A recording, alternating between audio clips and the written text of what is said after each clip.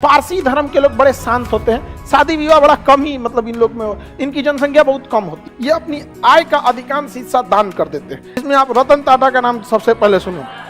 टाटा ने जितना दान दिया है ना, उतना में कितना बिलियनियर लोग खड़ा हो जाएगा वहां। सैल्यूट उस इंसान, मतलब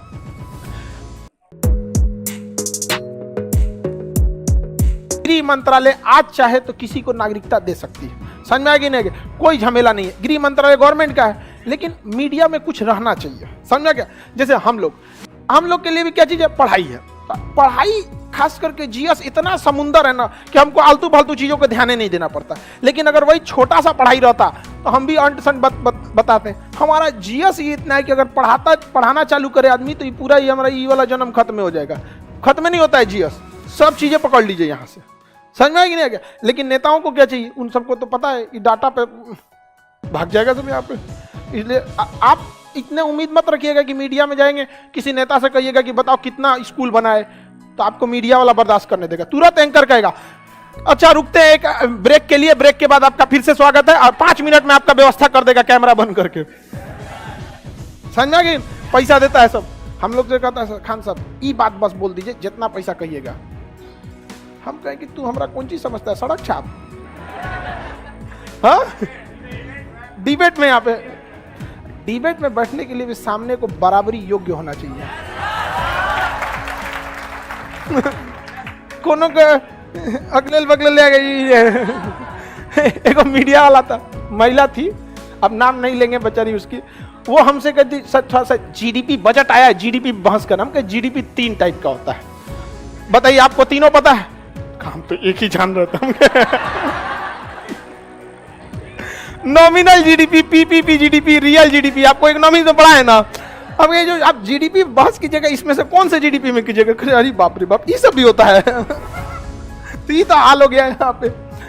चलिए हम लोग पहले समझते हैं एनआरसी, ठीक है, उसके बाद समझते हैं सीए। दोनों एक दूसरे का एक है, पहचान करता है एनआरसी और नागरिकता देता है सीए। सीए और एनआरसी। पहले सीए समझेंगे कि पहले एनआरसी? हाँ, देखिए हमारा देश आज से नहीं, शुरू से ही महान रहा है। शुरू से ही हमारे देश में किसी भी व्यक्ति को धर्म के हिसाब से नहीं सताया गया। और अगर आपको यह लगता है कि धर्म के हिसाब से सताया जा रहा है किसी को, यकीन मानिए आप न्यूज चैनल खोल के बैठे हुए हैं। अगर न्यूज वालों को आइसोलेशन में डालेंगे ना, तो कोरोना से भयानक ये न्यूज वाले हैं, इनको क्वारंटीन करने की जरूरत है। पूरा देश में खुशहाली है, यहां किसी भी पड़ोसी को किसी से कोई दिक्कत नहीं। अगर आपको लगता है कि देश में माहौल खराब है, इट मीन्स आप न्यूज देख रहे हैं। आप देश नहीं देख रहे हैं, न्यूज देख रहे हैं। आप देखने के बाद ना खाली वैसे लोग को वहां बैठाया जाता है जिनकी कोई योग्यता नहीं है। उन्हें ग्रुप डी का क्वेश्चन दे दीजिएगा तो नहीं सॉल्व हो पाएगा, भाग जाएगा सब वहां पे। अब ऐसे लोगों को बैठाया जाता है। तो भारत शुरू से महान रहा है। जब भी किसी देश को सताया गया है तो वहां के लोग भारत में आए हैं, स्पेशली धार्मिक कारणों से जब सताया गया है। तो जब कभी आपके ऊपर धर्म के हिसाब से अत्याचार होता है तो इसे रिलीजियस परसिक्यूशन कहा जाता है। टेक्निकल वर्ड याद रखना है, क्या जी? Religious persecution. Persecution, religious persecution मतलब धार्मिक प्रताड़ना। यहां पर ईरान में पहले पारसी लोग रहते थे। कौन रहते थे? पारसी। लेकिन ईरान में जो क्या हुआ, ईरान में अरब का क्या हो गया? आक्रमण हो गया। पारसियों को वहां से भागना पड़ा। पारसी धर्म के लोग बड़े शांत होते हैं, शादी विवाह बड़ा कम ही मतलब इन लोग में, इनकी जनसंख्या बहुत कम होती है पारसियों की। ये अपनी आय का अधिकांश हिस्सा दान कर देते हैं। जिसमें आप रतन टाटा का नाम सबसे पहले सुनो। सैल्यूट उस इंसान, मतलब देश के लिए बहुत, जितना उन्होंने दान दिया ना, उसको टाटा ने जितना दान दिया है ना, उतना में कितना बिलियनियर लोग खड़ा हो जाएगा वहां पे। आज भी बहुत दान देते हैं। तो पारसी लोगों को यहां से 12वीं सदी में भागना पड़ा था। और ये भाग के आए थे गुजरात और महाराष्ट्र के पास में। तो गुजरात पास पड़ा था, तो गुजरात के राजा ने कहा था कि हमारे राज्य में तो जगह नहीं है, आप लोग का कल्चर भी अलग है, हम कैसे रखेंगे? तो पारसियों ने क्या कहा था, बड़ा अच्छा वहां पे एग्जाम्पल दिया। दूध रखा हुआ था राजा के टेबल पर। उसका कि देखिए इस गिलास में पूरा दूध भरा हुआ है और उसमें थोड़ा सा चीनी डाल दिया। कहा कि जिस तरह से इस गिलास भरे में कोई जगह नहीं था, लेकिन चीनी इसमें संभाल गया, पूरा घुल मिल गया और इसके स्वाद को भी बढ़ा दिया। हमें भारत में जगह दीजिए, हम भी इसमें घुल मिल जाएंगे, कोई तकलीफ नहीं देंगे, बल्कि भारत को और आगे बढ़ाने में सहयोग करेंगे। और वो बहुत अच्छा से उन्होंने सहयोग किया। वो बहुत कम है, उनकी परसेंटेज में भी, संख्या में भी नहीं आते, दशमलव में आते हैं लोग परसेंट में, लेकिन बहुत शांति प्रिय। तो 12वीं सदी में हमने किसे शरण दिया? जब पहला एक रिलीजियस परसिक्यूशन, दूसरा 1947 में जब देश आजाद हुआ, बहुत सारे सिख और बहुत सारे हिंदू लोग पाकिस्तान से भाग के कहां आए थे? भारत में। दूसरा हम लोगों ने कब दिया? 1947। 1959 में चाइना ने तिब्बत पर आक्रमण कर दिया। कहां आक्रमण किया? बहुत सारे तिब्बत के लोग भारत में आ गए और रिफ्यूजी कैंप बनाया गया था। कहां पर? दिल्ली में जो मुखर्जी नगर का एरिया है ना, जहां कोचिंग चलता है, उसके आसपास में बहुत बड़ा एरिया में मुखर्जी, वहां पे एरिया में रिफ्यूजी कैंप बनाया गया था, जहां पे इन लोग बहुत सारे संख्या में रखे गए थे। आज भी ये तिब्बत के लोग यहाँ, पटना में एक मार्केट लगता है, लहासा मार्केट जंक्शन के बाहर, तो हमारे यहाँ तिब्बत के बौद्ध लोगों को रहने में कोई दिक्कत नहीं होता। तो दूसरा यहाँ हुआ था। उसके बाद चौथा नंबर पे रसिया ने आक्रमण कर दिया था अफगानिस्तान के ऊपर 79 में। तो बहुत सारे लोग अफगानिस्तान से कहां आ गए? भारत में। ये कब आए थे? 79 में। ये कब आए? 12वीं सदी में। तो यहां से आ गए लोग। 1980 में तमिलों के ऊपर भयानक अत्याचार हुआ, LTTE, liberation tigers of Tamil इलम, लिबरेशन टाइगर्स ऑफ तमिल इलम। यहां से बहुत सारे तमिल लोग भाग के कहां शरण लिए? भारत में। भारत में बहुत सारे लिए। कब लिए? 1980 के दशक में यहां से भी भाग के क्या लिए थे लोग? शरण लिए थे यहाँ पे। 1971 में बांग्लादेश से जब लड़ाई हुआ था, तो बांग्लादेश में बहुत भयानक अत्याचार हुआ। पाकिस्तान अपना ही उसका देश था बांग्लादेश, बंगालियों को कहता था तुम किसी काम के नहीं है, क्योंकि वो बंगाली बोलते थे, ये अपने आप को श्रेष्ठ सोचते। इसकी सेना अपने ही देश में घुस के ऑफिशियली 30,000 महिलाओं का रेप किए थे सब। इसकी सेना खुद अपने देश की, ये किसी के नहीं है। अगर आपको लगता है कि मतलब नहीं, ऐसा बात नहीं बोलना चाहिए, तो उनको इतिहास के बारे में जानकारी नहीं है। समझ में आ गया कि नहीं आ गया? ये अपने ही देश का। और लॉजिक क्या दिए थे?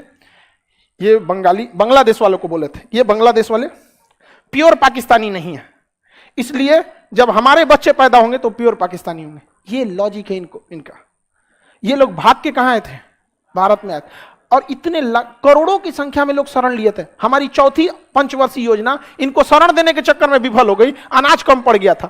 लेकिन भारत किसी भी देश का नाम एक दिन में नहीं हो सकता है। कहा जाता है Rome was not built in one day. 12वीं सदी से लेकर आज तक भारत दूसरों को शरण देते आया है यहाँ पर। तो 1971 में बांग्लादेश के लोग आए। समझ आ गया कि नहीं? 2015 में म्यांमार से मारा गया किसको? रोहिंग्या को। तो रोहिंग्या 2015 में कहां शरण लिए सर? हाँ, भारत। यहां से ये मामला तेज पकड़ लिया रोहिंग्यों से। समझ में आ गया कि नहीं? आगे बढ़े। लेकिन इसमें हमारी भी गलती है। जब रोहिंग्यों को सेटल नहीं करना था तो सेना को पीछे क्यों हटने को आदेश दिया गया? सेना अगर आप घुस जाएंगे चाइना में, आप म्यांमार में घुस के देखिए तो उसकी सेना को सख्त आदेश है मार देना। लेकिन म्यांमार से कैसे घुस गए सब रोहिंग्या इतना ज्यादा?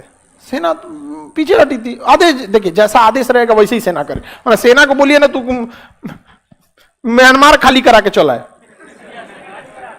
नहीं समझे? क्योंकि मीडिया को एक मसाला मिल गया। मीडिया से पूछिए ना, अच्छा ठीक है रोहिंग्या समस्या है, ठीक है ये सब चीजें है, उसको सॉल्व करेंगे। आने कौन दिया? मिलते हैं ब्रेक के बाद। आप बीमारी को आने क्यों दिए?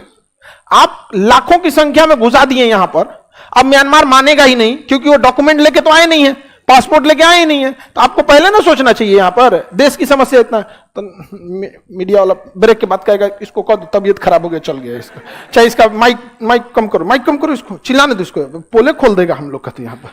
समझ में आएगी नहीं? इतने लोग भारत में क्या हो गए? आ गए। अब दिक्कत हो गया कि इन लोग को नागरिकता कैसे दिया जाए। इन लोग के पास एक ही ऑप्शन था, सबसे जल्दी नागरिकता लेना है तो पंजीकरण। किसके द्वारा? पंजीकरण द्वारा। किसके द्वारा? पंजीकरण। तो भारत सरकार ने एक घोषणा किया कि जो भी लोग स्पेशली भारत में आए थे अफगानिस्तान, पाकिस्तान और बांग्लादेश, यहीं पे कहां से? अफगानिस्तान, पाकिस्तान और बांग्लादेश। तो सरकार ने एक नियम बनाया कि जो भी लोग यहां, जो भी अल्पसंख्यक धार्मिक प्रताड़ना के शिकार हो रहे हैं, समझिएगा, टेक्निकल वर्ड सोचिएगा। माइनॉरिटी जो भी रिलीजियस प्रोसिक्यूशन को फेस कर रहे हैं वो भारत में आ सकते हैं, लेकिन शर्त यह है कि 2014 से पहले आए जाना चाहिए, तब हम उन्हें 2020 में नागरिकता दे देंगे। ये देखिए ना, ये तो ऑलरेडी पंजीकरण के शर्त को पालन नहीं कर लिया, नहीं पालन कर लिया। अरे भाई 2014 से पहले आए हैं और आपको दिया जाएगा 2020 में, तो 14, 15, 16, 17, 18, 19, 20 हो तो गया, पंजीकरण का हो गया। तो इसके लिए एक अलग से नियम बना दे, सीए। क्या ये अलग नियम है? सेम पंजीकरण है। सेम क्या है? पंजीकरण। आपको पहले से पता है, ये तो हमारा रजिस्ट्रेशन में पहले भी कितना साल है? 7 साल। तो सीए के थ्रू क्या आपको अभी ये नागरिकता मिल जाएगी? अभी अफगानिस्तान से कौन आया कि सीए देखिए हमको सताया गया, दे दीजिए, दे दिए। कब से आना चाहिए? 2014 से पहले। दिया कब जाएगा? 20। समझ में आएगी नहीं गया? जबकि पंजीकरण का कानून 1955 में ही बन चुका था, जिसमें कम से कम कितने साल रहा? तो ये लोग तो 7 साल का नियम पालन ही कर लिए थे। अब मीडिया में बवाल क्यों हुआ? ये मीडिया में बवाल नहीं हुआ, बवाल कराया गया था। समझिए कैसे। सुप्रीम कोर्ट में या जब नियम बना तो हम लोग कानून के ऊपर नहीं है, हम लोग संविधान के नीचे। संविधान कहता है कि देश का कोई कानून किसी धर्म को ध्यान में रख के नहीं बनाया जा सकता। तो इस कानून में कोई धर्म को ध्यान में नहीं रखा गया था। कहा गया था कि 3 हमारे पड़ोसी देश जहां से सबसे ज्यादा माइग्रेशन होता है, अगर वो लोग माइनॉरिटी में हैं, किसमें है?